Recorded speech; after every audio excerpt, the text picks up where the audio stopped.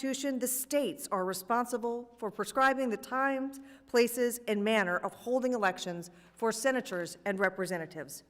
The role of Congress in elections is to provide oversight and to support states in those efforts. The purpose of our hearing today is to revisit the 2024 election and hear from secretaries of state who conducted their state's elections this past November. Specifically, we will be looking at what went well and what lessons we can learn from each of the secretaries in administering free and fair elections, and how we can continue to protect and promote voter confidence. I thank all of our witnesses for coming before the committee today to share your knowledge and expertise on this matter. During the 2024 election cycle, over 155 million Americans cast their ballots in races for the White House, the Senate, the House of Representatives, governors' mansions, state legislatures, state Supreme Courts, and more. Even with record high turnout, many states were able to report their results on election night for the presidency. However, some states were significantly delayed in calling races for the Senate and the House of Representatives for days, and in some cases, weeks. Something I was very proud of as Florida's former chief elections official was how quickly our state was able to call elections with confidence in our results. Undoubtedly, states with laws on the books for pre-processing of mail-in ballots regularly enforced deadlines for receipt on election day and consistent post-election audits of voter rolls are in the best position to administer their elections without undue delay and to report results on election night, which helps instill voter confidence. Many states across the country, including most of the states the secretaries here today represent, have taken initiative in enhancing their election security laws. When Americans feel their vote will count, they are more inclined to take the time to cast a ballot. Americans must know that their vote will not be misplaced, damaged, or otherwise interfered with, but instead it will be counted in a timely manner. Americans must also know that non-citizens' votes will not cancel out a legal vote. Strengthening our voting laws increases voter confidence and leads to higher turnout in our elections. This most recent election was proof of that. In Alabama, Louisiana, Idaho, and Ohio, successful election integrity measures have been implemented. Each of these states are evidence of how enhancing election integrity and security can help to manage high voter turnout, voter access, and the rapid process of ballots to certify results on election night. While states are the primary authority on how elections are conducted, it is our role here in Congress to assist in any way that we can. One way we will be able to help provide resources to states is by passing the Safeguard American Voter Eligibility, or the SAVE Act. This bill would bring critical reform to the National Voter Registration Act that would help prevent non-citizens from being added to voter rolls. It would also provide states with free access to the DHS SAVE program and the Social Security Death Database, which will help states remove non-citizens or deceased persons who should not be on their voter rolls. In doing so, the SAVE Act would codify many of the measures included in President Trump's recent executive order to strengthen election integrity and security. Running a successful and uneventful election is no easy task. I am looking forward to learning from each of you about how you successfully ran elections in each of your states in 2024 and how Congress can assist in future elections. Thank you for being here today, and I look forward to our conversation. With that, I yield to Ranking Member Sewell for an opening statement. Good afternoon, everyone.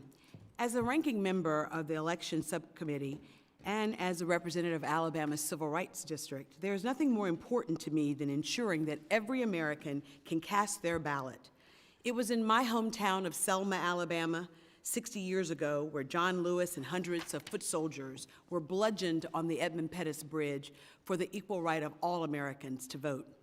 However, for the past decade, extremists have fought to undo the hard-won progress that the foot soldiers sought to achieve. Just last year, lawmakers in 40 states introduced 317 bills to eradicate new barriers to the ballot box. Since its defeat in the 2020 election, Donald Trump and his Republican allies have pushed the big lie of a stolen election. They have even tried to convince the American people of the lie that non-citizens are voting in large numbers and are threatening our elections. And now they are using the lie as an excuse to pass new laws like the SAVE Act that would make it harder for millions of Americans to vote. Moreover, Donald Trump just signed an executive order that would not only give him unilateral authority to regulate federal elections, but it would open the floodgates for mass voter purges and give Elon Musk unfettered access to sensitive voter files. The executive order and the SAVE Act also create unnecessary barriers for election workers by withholding funds and threatening election administrators with 5 years of prison sentence if they make a simple mistake while trying to register new voters. Even though the 2024 election was fair and secure, it was marred with threats of violence, like the bomb threats that targeted polling stations, election offices, and tabulation centers on Election Day. However, today's hearing should present a great learning opportunity because states like Connecticut are leading the charge to expand access to the ballot box. In 2023, Connecticut passed a state-level Voting Rights Act to expand voter access. Sadly, last year, Alabama, my home state, cared more about enacting laws to criminalize absentee ballot assistance and purge thousands of eligible voters from the rolls. Alabama is one of only 3 states in the nation that does not allow any form of early in-person voting. But in Connecticut, voters were allowed to exercise their their right to vote 14 days before Election Day. Before Election Day in Alabama, the courts had to prevent Alabama from unfairly and unlawfully removing thousands of eligible voters from the roll because they were wrongfully flagged as non-citizen in direct violation of the National Voter Registration Act. Voters in Alabama and every other state should not have fewer options to vote. What they deserve is to learn on Election Day that their names were actually on the rolls rightfully, not wrongfully, and purged unnecessarily. As we examine the 2024 election, what we should be addressing are issues such as chronic underfunding of our elections, the safety and security of our election workers, polling stations and voters, and expanding access to the ballot box for every eligible American. We should be honoring the legacy by passing legislation like the John Roberts Voting Rights Advancement Act, the Freedom to Vote Act, and the Native American Voting Rights Act.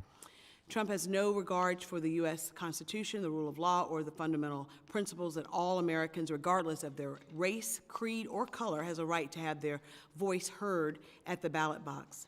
The American people's right to vote is sacred, as John Lewis said, and I would never stop fighting to protect the cornerstone of our democracy. We as elected officials should be looking for ways to expand access to the ballot box, not to curb it. I want to thank our secretaries for being here today. I also want to thank Chairwoman Lee for holding this. I look forward to hearing from all of you, and I would like to welcome my Secretary of State, Wes Allen. Thank you. With that, I yield to Ranking Member of the Full Committee, Representative Morelli, for an opening statement. Good afternoon. Thank you, Chairwoman Lee, for gathering the subcommittee, and thanks for giving me a few moments. And certainly thank you to the various Secretaries of State for being here today.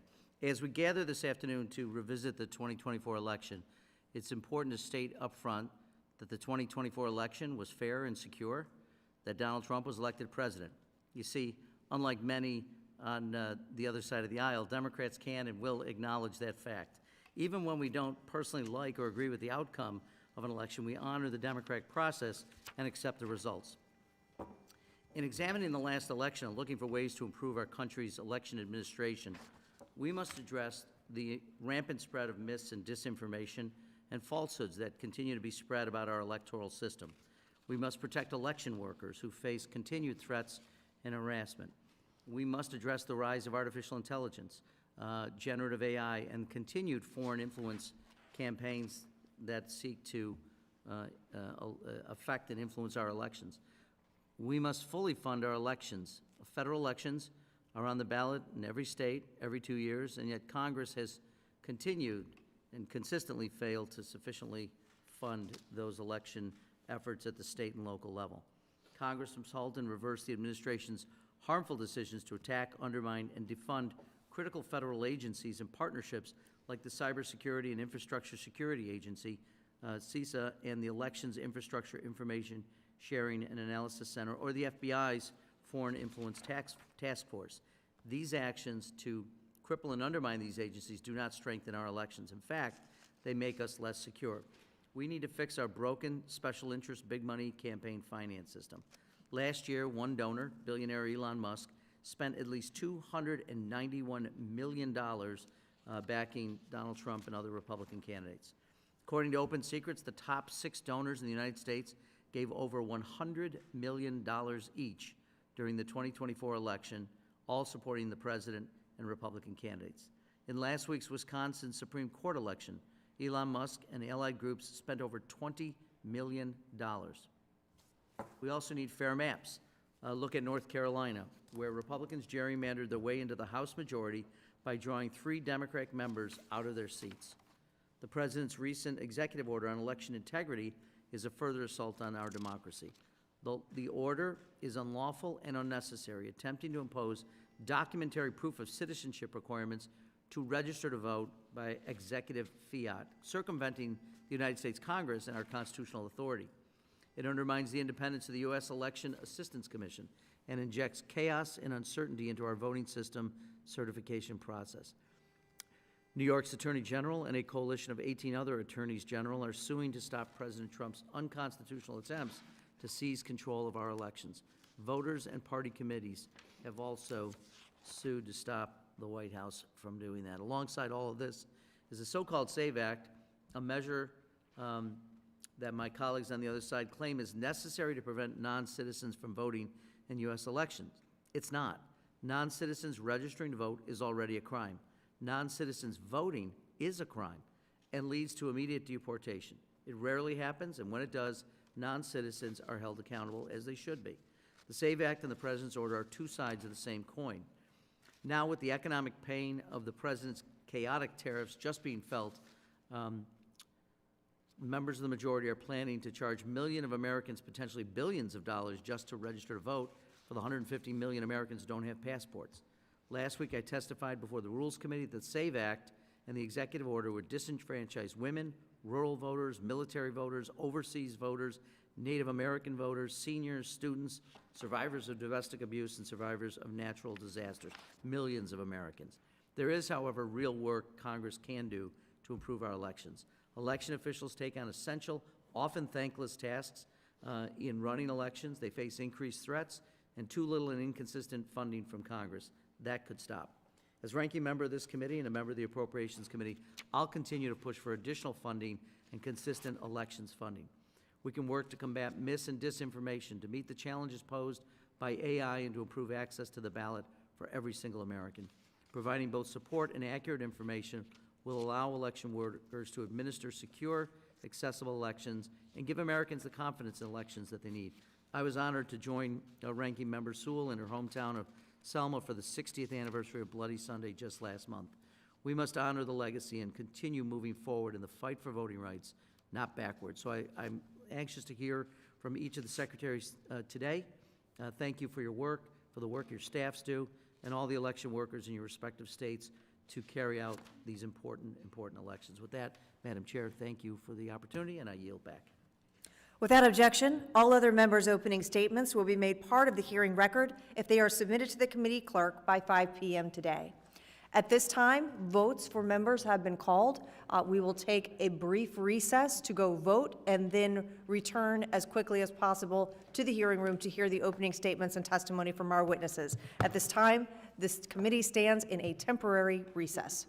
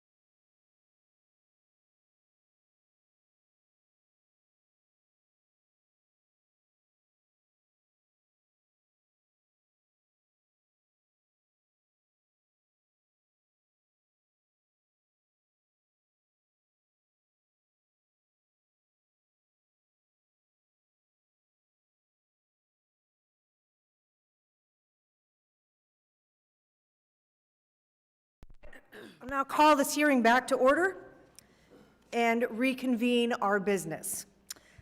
Today, we have one witness panel, and I will now introduce our witnesses. First, we have Wes Allen, the Secretary of State of Alabama. Next, we have Nancy Landry, the Secretary of State of Louisiana, followed by Frank LaRose, the Secretary of State of Ohio. Then we have Phil McGrain, the Secretary of State of Idaho, and Stephanie Thomas, the Secretary of State of Connecticut. Each witness will have 3 minutes to provide an opening statement. We thank you for your cooperation and your patience with us in that regard. You have just witnessed what was not an exercise in efficiency. We're so glad to have you all here and to have this time with you. So with that, I now recognize Secretary Allen for the purpose of giving an opening statement. Thank you, Madam Chairman. Good afternoon, members of this subcommittee. It is my honor to be invited to represent the great state of Alabama as its chief elections official. I bring a unique perspective to today's proceedings as my career in elections began more than a decade prior to my election as Alabama's 54th Secretary of State, when I served for nearly 10 years as probate judge, the chief elections official in Pike County, Alabama. The foundation of election integrity is voter file maintenance. Moments after I was sworn in, I signed a letter notifying the Electronic Registration Information Center, also known as ERIC, that Alabama would no longer participate in their program. My team and I developed and implemented the Alabama Voter Integrity Database, better known as AVID, which utilizes state-to-state data sharing agreements, partners with Driver's License Division of the Alabama Law Enforcement Agency, the National Change of Address Database, and the Social Security Administration's National Death Master Index to identify individuals who should be placed on a path for removal from our voter file. Since taking office, more than 500,000 ineligible voters have been removed from Alabama's voter file. Our voter file, which was a bloated mess on the day I took office, is now the most accurate record of eligible voters our state has ever had. However, 2 major hurdles remain. First, the immediate removal of deceased voters from our voter file should be common sense. However, obtaining access to the Social Security Administration's National Master Death Index was absurdly time-consuming and overly burdensome. Unnecessary red tape makes it more difficult than it should be. You, as members of Congress, can cut through that red tape and make this important data immediately available to all 50 states. Second, my efforts to gain access to non-citizen data held by the United States Citizenship and Immigration Services, USCIS, were repeatedly denied by the previous administration. Fortunately, President Trump's EO directed DHS to cooperate with states to eliminate non-citizens from our voter file, will allow batch comparisons of DHS non-citizen data to our state-level voter files, allowing for the immediate removal of those who are illegally registered to vote. Granting states immediate access to this data is crucial. Only United States citizens should participate in our elections. Thank you for the opportunity to speak before you today. It has been my honor. Thank you. I now recognize Secretary Landry for the purpose of her opening statement. Good afternoon, Chairwoman Lee, Ranking Member Sewell, and members of this committee. It's an honor to be with you here today to discuss the successes Louisiana had and the lessons we learned in the 2024 election. As Louisiana's Secretary of State, the most important function of my job is to reinforce voters' confidence in our elections. I believe our work did just that and led to a banner year in our state's election administration. Just months after taking office in early 2024, I announced a legislative package of 11 bills intended to strengthen our state's election integrity posture. I'm proud to say that all 11 bills passed, 8 of those with bipartisan support, and our governor signed all of them into law. Last August, I joined Louisiana Governor Jeff Landry and our Attorney General to announce new steps our state is taking to ensure that only U.S. citizens can vote in Louisiana elections. This included a directive from the governor requiring the Office of Motor Vehicles to share information on non-citizens who hold a Louisiana driver's license or ID. Additionally, in the weeks leading up to the presidential election, I embarked on a tour that took me to 21 of Louisiana's 64 parishes. I met with civic groups, local election officials and staff, and conducted countless radio and TV interviews to reinforce what I call the 4 Ps of election security. And those are our people, and that is my staff and our local election officials, the only people that ever program our equipment, our policies, the legislation that we've passed over the years to ensure election integrity, our procedures, such as our logic testing and sealing procedures that we conduct before each and every election, and the last P is our physical security. Every machine is stored under lock and key when not in use, and no machine is ever connected to the internet. While Louisiana has employed these for several years, I felt it was important to meet voters where they are and to empower our local partners with the knowledge that they need to speak with authority on our election processes. All of that hard work we put in last year resulted in a record-breaking presidential election. Among other records, we saw the fastest reporting of results in any presidential election in Louisiana's history.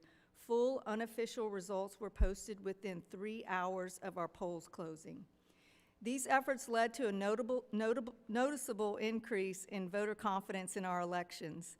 Over an 8-month period in 2024, a poll found a 9-point jump in the number of voters who believe that our elections are safe and secure.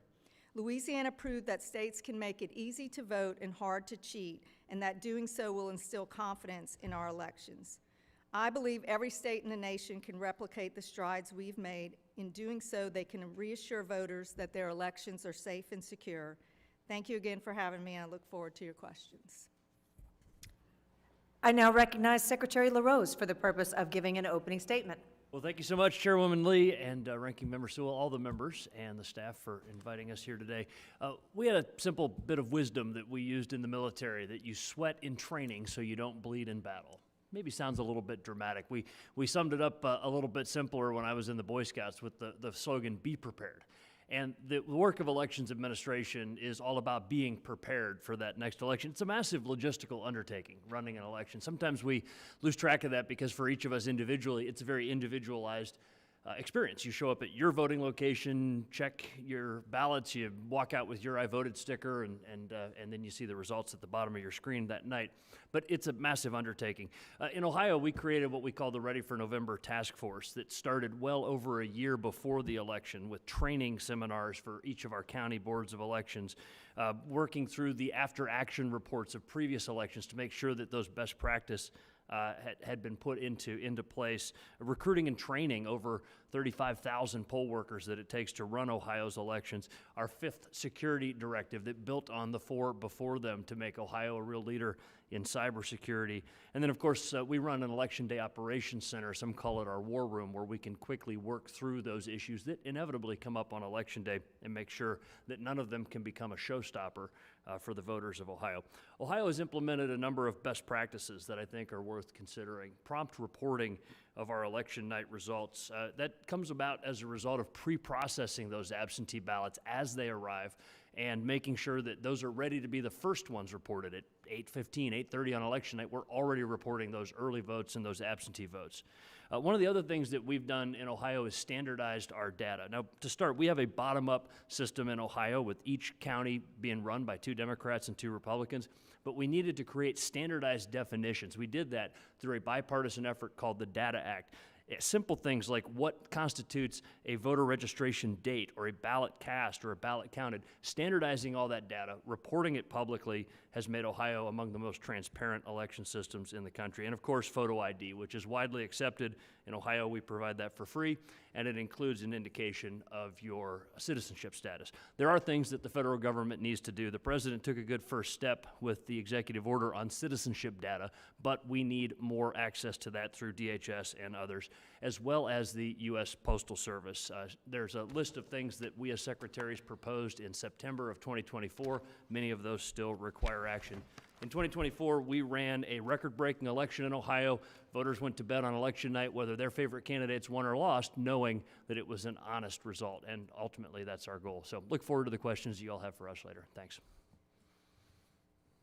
I now recognize Secretary McGrain for the purpose of giving an opening statement. Chairwoman Lee, Ranking Member Sewell, and members of the committee, it really is my privilege to be here before you today. My background in elections goes back to right when I got out of college. I landed a job as an elections specialist, counting ballots when we were voting on punch cards and training poll workers. And I've had the unique opportunity to work my way up in a variety of roles along the way. And I can say I've seen just about everything when it comes to elections. And I stand proud to represent the state of Idaho here to really highlight that the 2024 election was one of the most successful in Idaho's history. We had a record 917,000 Idahoans head out to the polls and vote, which really stands out. But I also think, this committee, I think I came to your attention based on a local election. You mentioned that in your opening statement, Chairman, regarding judicial review, right? Whenever there's an error, errors can happen in any election, but the ability to correct those errors, no matter how granular. We had an election that was determined. It was 47 votes versus 48 votes. And we put that before a judge to make sure that we could get the right result for that community. And that's the level of detail that we'll use in Idaho to get it right. Over the 2024 election, I think one of the biggest things that stands out, though, is our use of the SAVE database and the SAVE tools. Governor Little and I signed an executive order last summer, the Only Citizens Can Vote Act, to ensure that only American citizens were on our voter rolls headed into the November election. And we did a comparison with all of the data and had a close working relationship with DHS. But I think one of the telling things, and something that you can do about this, is we talk about the SAVE database or the SAVE program. It's not actually a program or a database. It's a patchwork of varying databases that really was never intended for election integrity work. And I think one of the things this committee can do is invest in the tools that we need as states to ensure that our voter rolls are accurate. I think that's something that all parties should be able to get behind, is the accuracy in our voter rolls. Additionally, I think one other thing that this committee can take up, and it was already mentioned before, is voter ID. 36 states already have some standard of voter ID. And when you look at polling, whether it's Pew or any other resource, it shows heavy bipartisan support. And most notably, last November, Nevada, and just 2 weeks ago, Wisconsin, the voters, when they get to choose, overwhelmingly choose for identification. We have the Real ID taking effect. We all see this when we travel. All of us experience it. This is something that we can do. I really look forward to the conversation today in terms of our elections and what Congress can do to help support us as states. But most importantly, I really stand proud of the work that all of the county clerks, the election workers, poll workers did to make sure that 2024 really was a success, both in Idaho and across our entire country. Thank you, Madam Chair. I now recognize Secretary Thomas for the purpose of giving an opening statement. Good afternoon to all the members of the committee. It's a true honor to be here today to reflect on an incredible year for the great state of Connecticut, home of the Yukon Huskies. At a time when election mistrust was in the headlines, Connecticut expanded our voting access while maintaining voters' trust. We submitted more than 20 pages of written testimony, extremely long, I know, but I hope others can learn from us as we made voting more accessible while maintaining security. Like most states, we face many challenges in 2024. The introduction of early voting, skittish election workers, a potential poll worker shortage, and a proliferation of false claims about election integrity. But we've been at this a long time. Connecticut is known as the Constitution state because ours is the first written constitution in America, dating back to 1639. But we're also known as the land of steady habits due to our thoughtful approach. We've always used paper ballots. We've never used equipment connected to the internet. We audit regularly. We perform robust list maintenance. We require certification and continuing education for our election workers and more. But today I want to focus on several of the elements that helped our elections run smoothly, even as 40% of our voters switched to early voting for the first time. First, we took a very collaborative approach, hosting monthly meetings beginning in 2023 with members of our election workforce and our Fusion Center partners. This enabled us to create trainings as we needed to keep everyone in lockstep. For example, police didn't know what they should do at polling locations, so election workers created a training for them. Our election workers weren't sure what to do in certain emergencies, so law enforcement created scenario planning drills for them. Second, we visited over 100 groups to teach them how early voting would work, and we've recruited over 250 businesses and organizations to join our CEO program, which stands for Civically Engaged Organizations.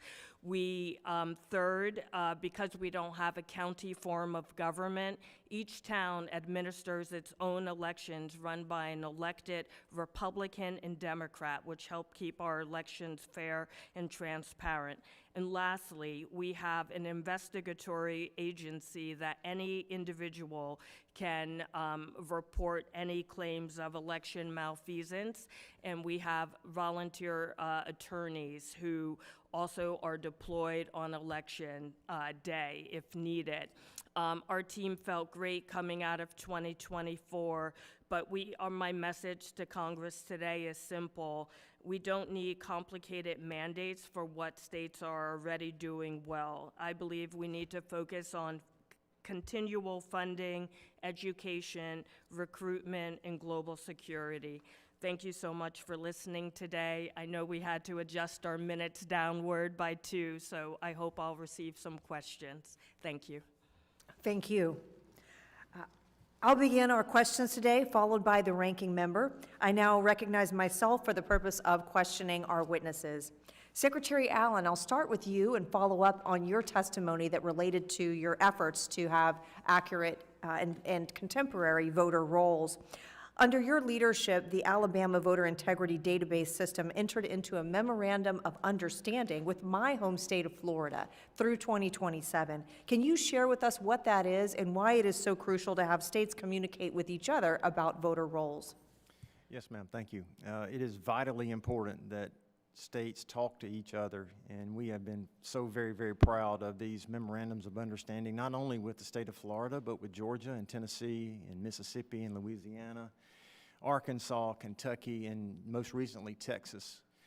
Those are vitally important to have a bilateral agreement to where we can get our IT departments to talk to each other to make sure that we do not have anyone that is double registered in both states. And we are very, very proud of this effort. We have exchanged data with a number of states so far, and we found over 40,000 individuals that were double registered in other states as well as Alabama. And tell us what sort of adjudication process occurs when you do identify somebody who appears to be registered in more than one location. So we get that information and we send out to the counties, to the different boards of registrars where that person was last registered in Alabama, and they send out correspondence to this person to let them know that there may be some question about their voter registration, and if they indeed have moved to another state, to call them back or to correspond with them and to remove themselves from the Alabama voter file. If they do not correspond with us, there's a time period for in conjunction with the NVRA that places them on a pathway to removal. So we don't remove them instantly, we put them on a pathway in case they do not call the state of Alabama to remove themselves. And Secretary Landry, Louisiana recently enacted safeguards for mail-in ballot returns via third-party collection. Can you share with us how these safeguards reduce fraud in third-party ballot collections?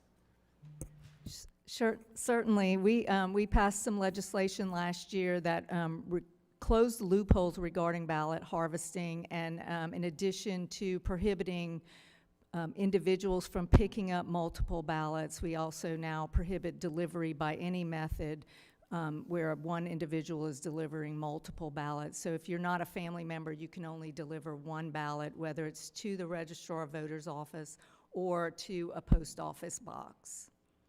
Have these additional safeguards reduced voting via absentee ballot? They have not. And in your opinion, did these measures unduly burden absentee voters in Louisiana? They do not. In fact, we had a lawsuit regarding one of our new laws, and the plaintiffs, after the most recent election, moved to dismiss the lawsuit, and in the motion, they mentioned that they were unable to find a single plaintiff who was impacted by the legislation in spite of their thinking that they would. They couldn't find anyone. So we think they're just common sense measures, and they protect our most vulnerable voters. Secretary LaRose, Ohio, much like my home state, implemented pre-processing for mail-in ballots, which you mentioned in your testimony. We attribute rapid processing of absentee ballots as a crucial part of calling election results in a timely manner. Will you explain to us how early processing of ballots increases confidence in elections in Ohio? Yeah, thank you, Chairwoman. As soon as an absentee ballot arrives back at a county board of elections, it can be opened by a bipartisan team, a Democrat and Republican sitting there, slicing it open, checking the name, date of birth, last four of the social, state driver's license, and verifying the signature against the signature on file in the database. At that point, they can flatten it out. And let's not trivialize that. They have to be flattened out to go through the machine. Sometimes that takes some time to do. They flatten those ballots out, and they're ready to scan so that on election night, at 7:30 p.m. precisely, the very first ballots counted are those early votes and absentee votes because they're all processed and ready to go. And tell us, if you would, around what time was Ohio able to call a race for the presidency on election night? It was in the 10 p.m. hour, and we were at 90% reported by 11 p.m. However, that last 10% took us until about 3 a.m. because we had a few counties that needed some help. But before everybody went home for the night, we had every vote counted, every election day vote counted and reported. Thank you, Secretary LaRose. I now recognize Ranking Member Sewell for 5 minutes for the purpose of questioning our witnesses. Thank you, Madam Chair. I'd like to welcome to the nation's capital my Secretary of State, Wes Allen. Sir, you mentioned in your testimony that the foundation of election integrity is voter maintenance. And I know that you mentioned that you withdrew Alabama from the ERIC organization and replaced it with AVID, Alabama Voter Integrity Database. To partner with state agencies to identify individuals to purge from the rolls. Last year, you led an effort to clean the rolls in Alabama by directing the Board of Registrar to remove registered voters that were, quote, non-citizen identification number, end quote, by the Department of Homeland Security. Shortly after implementing this purge, a group of civil rights organizations challenged, sir, your voter purging program in court. And do you know, sir, what percentage of voters that you purged were actually U.S. citizens and should be eligible to vote versus not being eligible? Well, I'm extremely proud of my staff who worked to implement this program. And I will say that it was 93%, 93.8% of the 3,251 voters that were purged from the rolls were actually U.S. citizens and should have been eligible to vote.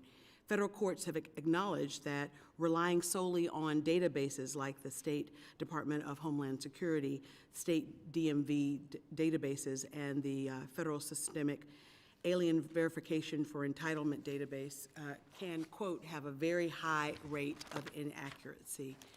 How will you ensure, sir, first of all, is the voter purge program still ongoing, and how do you ensure that you're actually capturing voters that should be ineligible?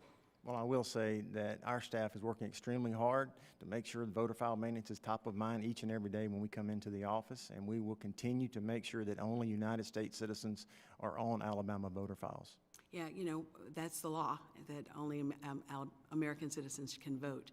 How much did it cost to defend that program in court? Do you know? How much money did you guys spend? I don't have that number, but Well, all I can say is that Alabama taxpayers shouldn't be paying for a program that has shown such a high rate of inaccuracy. And while I totally understand the importance of making sure that every person who is on the voter roll is eligible, I think that there are better ways to do that than voter purging.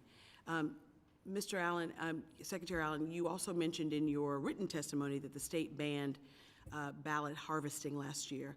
The state legislature passed an initiative that would criminalize people for assisting others with their absentee ballots. For example, if someone pays their family member to actually take their ballot, to deliver their ballot, that person would be, that assistance would be criminally charged. And I'm not sure if that was the intent, but I can tell you that several of my constituents called me in fear of voting absentee because they were afraid of it being rejected for simple reasons like, you know, not being able to provide the ballot themselves, but actually having a family member deliver it.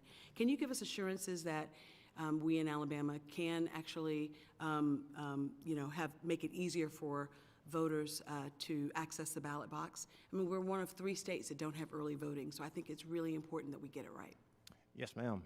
The right to vote is sacred, and what that bill did was to protect absentee voting.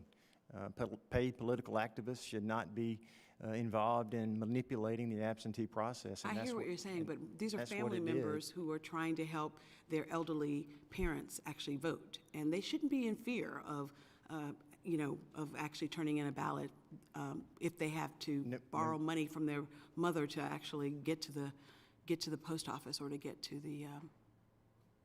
the agency, to the voting registration Yeah, office. there's no need to fear. You know, we mimicked federal law, that if anybody's disabled, they can have anybody that they choose to help them with the application. It doesn't pertain to the ballots themselves.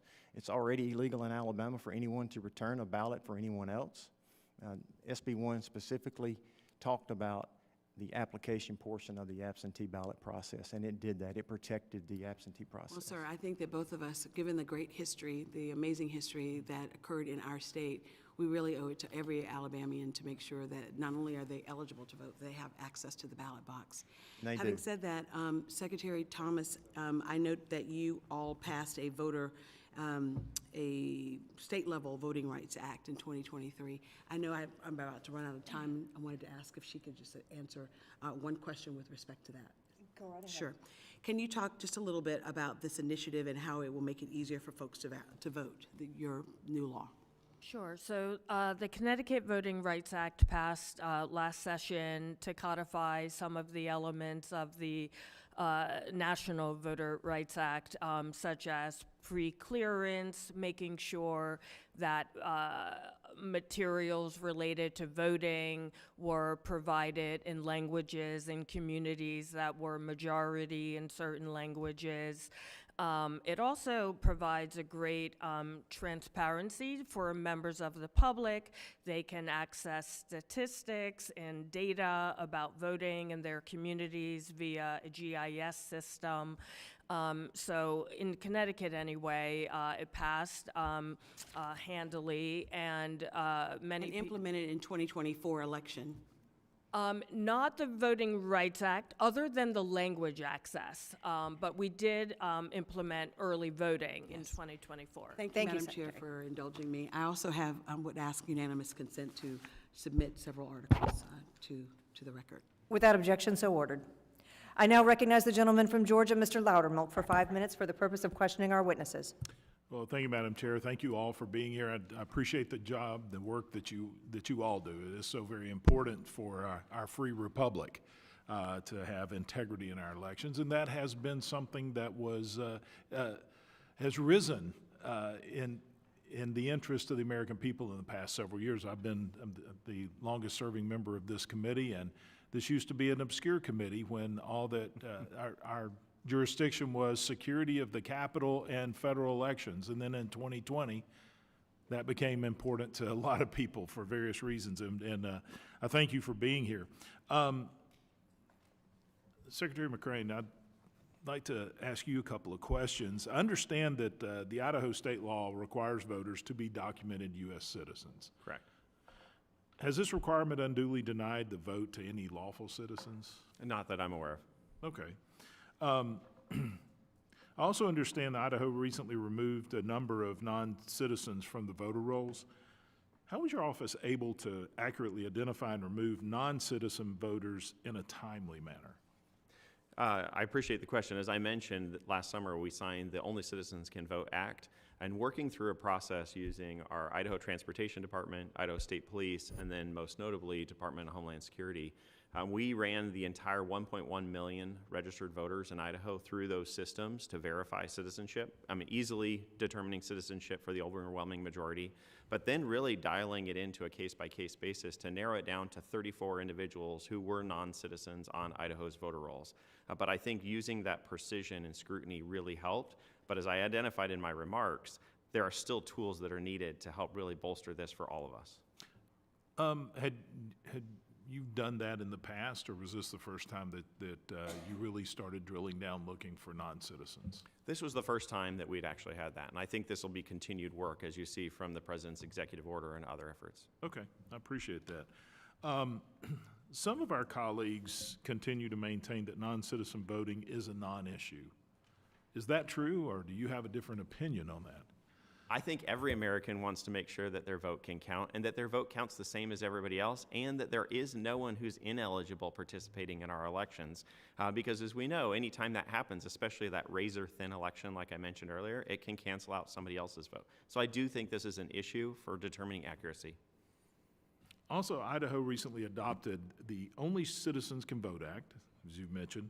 Can you share with us about how you and the governor were able to successfully collaborate with state law enforcement and verify citizen status, which you have a little bit? Is there anything specific in there that we can learn from how you work with law enforcement and other agencies? I think specifically, it really does tie in both to voter ID, right? So identification that identifies citizenship. I think that's an ongoing conversation and something that you can continue to do work on. And then the other part really is investing in USCIS. So earlier today, I met with USCIS officials to talk about how can we bolster these efforts. I think they're eager to do the work. One of the things they reiterated to me was they are going to remove whatever barriers. So you heard from Secretary Allen some of the challenges other states had. To remove those barriers, but to make sure we have the accurate data we need to do this voter verification.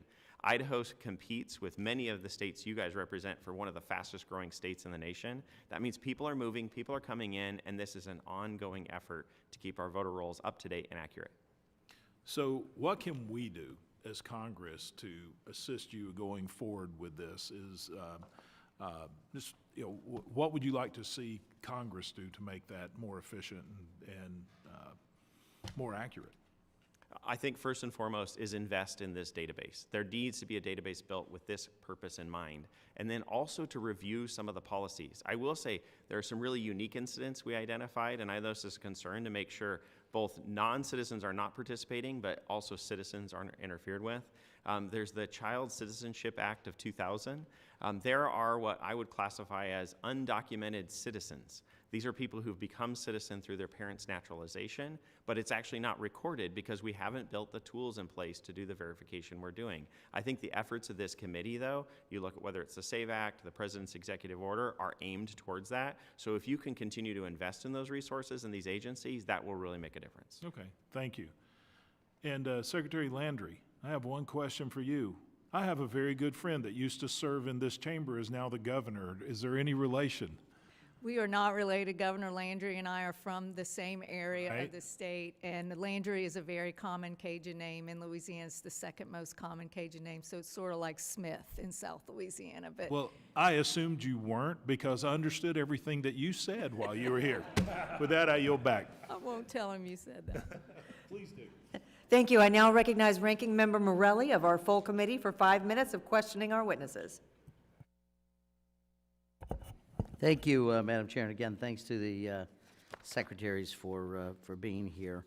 I want to start, Secretary Thomas, with you. As I understand it, you allowed for the first time in-person early voting in the state of Connecticut. And as you look back on the election, what tools and techniques did you use? Particularly, I'm sort of interested, too, as it relates to misinformation and disinformation, but did you have any challenges with information as it related to early voting for the first time? And are there any challenges that you think you'll face moving forward that you have to adjust to?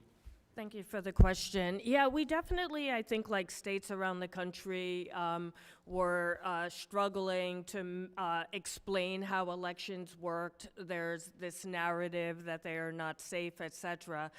So we did many things. We proactively, as I said, reached out to many communities, over 100 grassroots organizations. We also held regular media activities for the press, answering commonly misunderstood aspects about election administration. With our Department of Emergency Services and Public Protection, we got together and put together a social media campaign in all communities to make sure that people understood where to go for trusted information. But as you say, I still think no matter what safeguards have been put in place, there's still this narrative.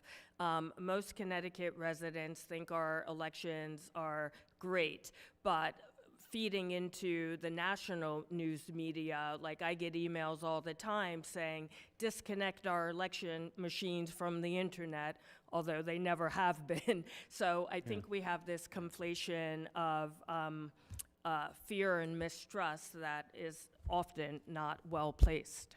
Gotcha, thank you.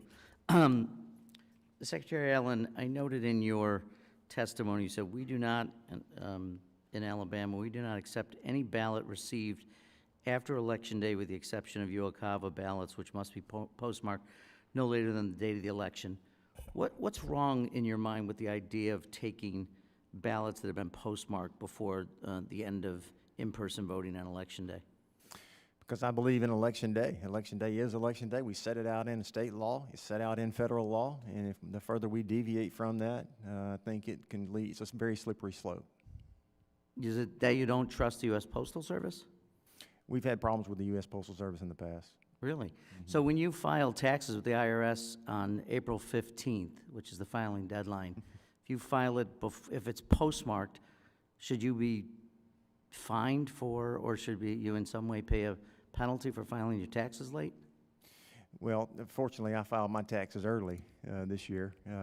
Yeah, but April 15th is the deadline, so if you, but, I mean, we accept, I'm just, honestly, I don't even mean to be argumentative, I just find this sort of a strange argument that voters in America could vote on or before Election Day, but vote in mail, but if it's received after election, you could have, to your point, you could have sent it in early, you could send it in 3 days before Election Day, but the post office, and you could send it by absentee ballot in most states, postmarked days before Election Day, and if it doesn't get to the post office by Election Day, why is, I don't understand the theory of that.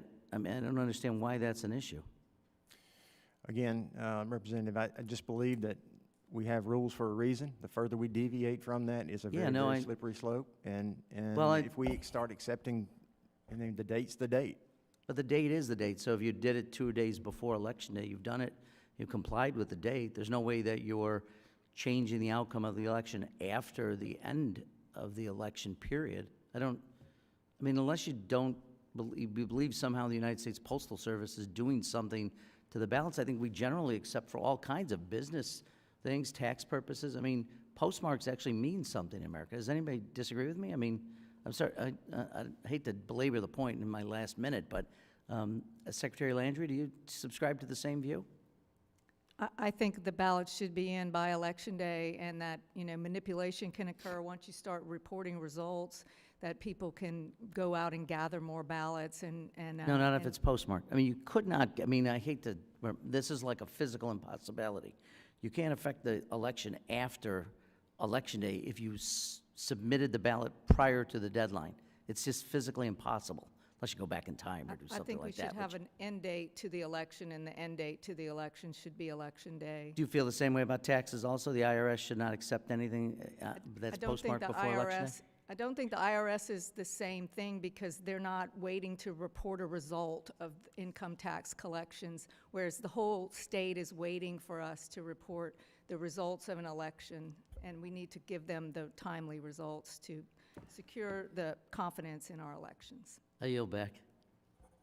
I now recognize the gentleman from North Carolina, Dr. Murphy, for 5 minutes for the purpose of questioning our witnesses. Thank you, Madam Chairman, and thank you all for coming today. I think everybody in this room wants free, fair, safe elections, so I think that's uniform. I think there's very much consensus about that. How that happens, I think there may be a little bit of disagreement, but this is why, you know, I think our House passed the SAVE Act.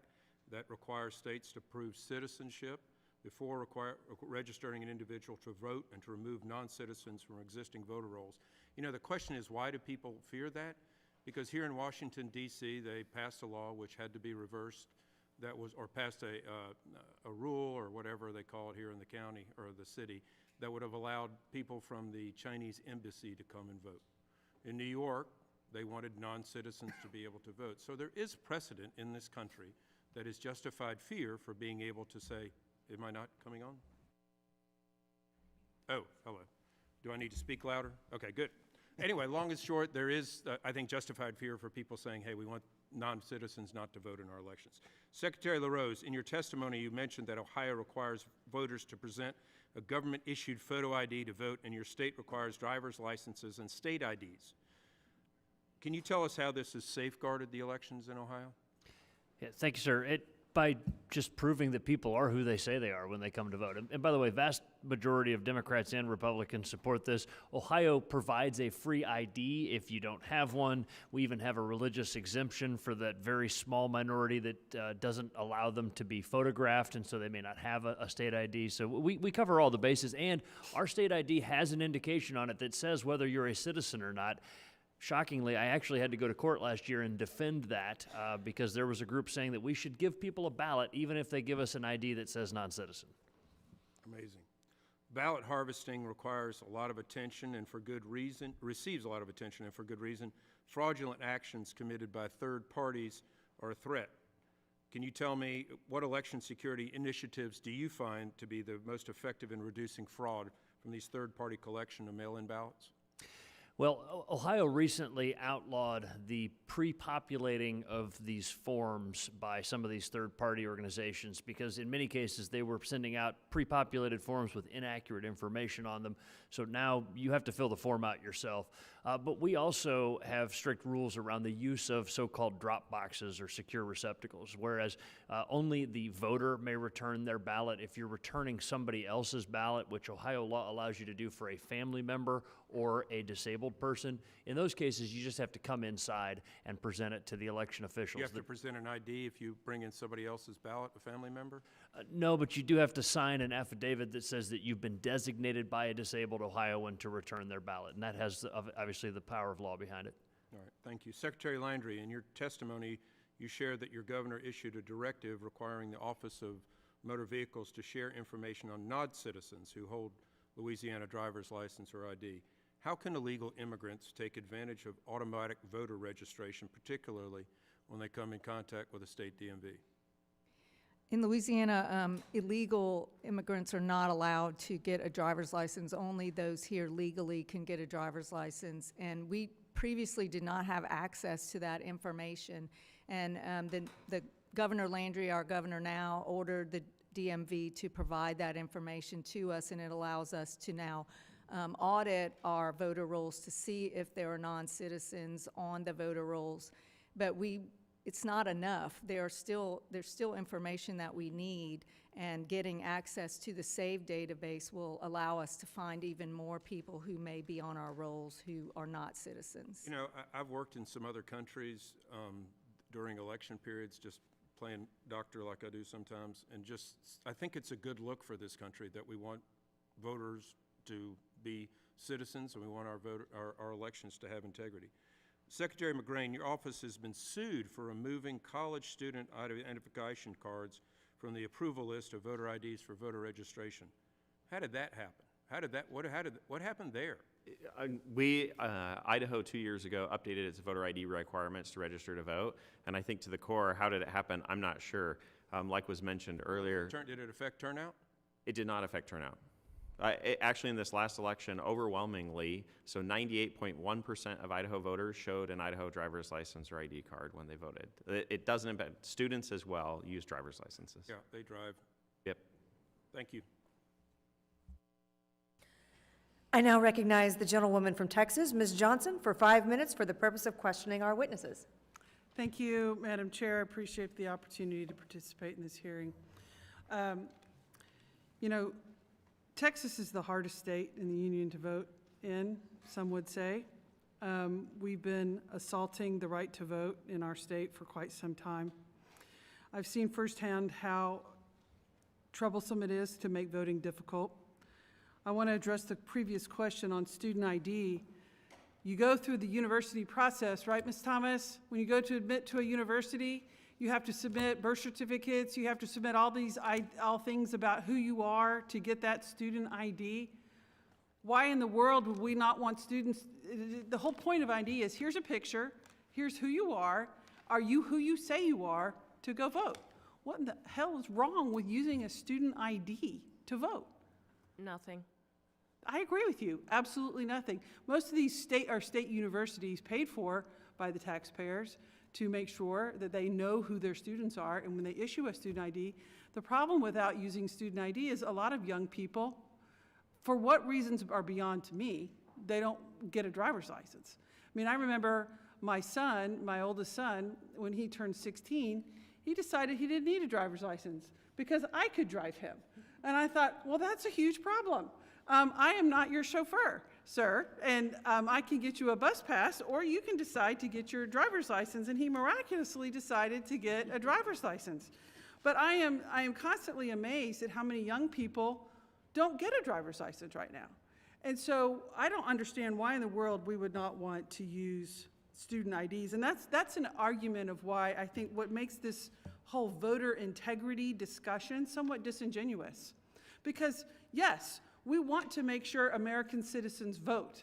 Absolutely. There's no disagreement amongst party lines that we want citizens to vote. The disagreement comes in how easy are we going to make it for those citizens to vote. And what it seems like right now with the SAVE Act and this legislation that comes through, we are more interested in making it harder for people to vote in the name of rooting out 32 people who may have improperly voted, as opposed to making it possible for 20 million people to vote. And so, my question is, when we have, the other problem is we have a lot of people born in rural Texas. We have a lot of people born in places where they don't necessarily have access to their documents. They don't have this, but they are citizens. What are we doing to make it easier for these people to vote? And what about people with disabilities? How are we making it possible for people to go in person and vote? Ms. Thomas, does Connecticut have online voter registration? We certainly do, and it's how 33% of our voters register. And that makes it easy for people who are seniors, people who may be homebound for whatever reason. Maybe you're part of the sandwich generation where you're caring for young kids, you're working, you're caring for senior families, to be able to participate in our democracy. And it seems to me that states like Texas that don't allow online voter registration, which is insane to me, are more concerned about people who may not vote Republican to keep them from voting, because it disproportionately affects young people who trend more progressive on average, and it disproportionately affects poor people, and it disproportionately affects people of color to not be able to exercise their constitutional right to vote. And what is very frustrating to me in this building with this whole election integrity discussion is, it seems that people on the other side of this aisle are not committed to ensuring that people have the right to vote in this country. And we are making it so hard. You want to say something? I was just going to say, it also helps election workers, and I would love for this Congress to actually spend its time fighting for American citizens. We know for a fact that there are more women who have changed their last name, more young people, more people living in nursing homes, more people people serving in our military overseas than there are non-citizens voting. So when are we going to prioritize American citizens instead of making them jump through hoops? I completely agree. We should be doing everything we can to make sure every American citizen can cast their constitutional right to vote. And Madam Chair, I ask unanimous consent to enter into the record 4 letters in opposition to the SAVE Act, the first from the Brennan Center for Justice, the second from the American Civil Liberties Union, the third from Vet Voice, and the fourth from the League of Conservation Voters, all in opposition to the SAVE Act and the barriers and burdens it would place on millions of Americans' ability to register to vote and participate in our democracy. With that, I yield back. Without objection, so ordered. I now recognize the gentlewoman from Illinois, Ms. Miller, for the purpose of questioning our witnesses for 5 minutes. Okay. Thank you, Chairwoman, and thank you to the witnesses for being here. And I do want to address my colleague, Ms. Johnson. You just insulted the young, the poor, the rural, and people of color by insinuating that they don't have enough wherewithal to go get a photo ID or a driver's license. Ridiculous. Voting is a privilege. Being an American citizen is a privilege. And we want to make sure that American citizens are, that their votes are not being canceled out by people that are not U.S. citizens. I would like And to respond. So and you're anyway, gonna yield and let me I have a question Order. for Secretary Landry. Direct remarks to the witnesses. Carry on. I have a question for Secretary Landry. In 2024, Louisiana enacted House Bill 476, which requires that an absentee ballot delivered by a third party be accompanied by a signed statement of the voter prepared by the Secretary of State, which attests the voter authorized the Postal Service or commercial carrier to deliver the ballot. So Secretary Landry, why is signature verification so crucial to ballot integrity?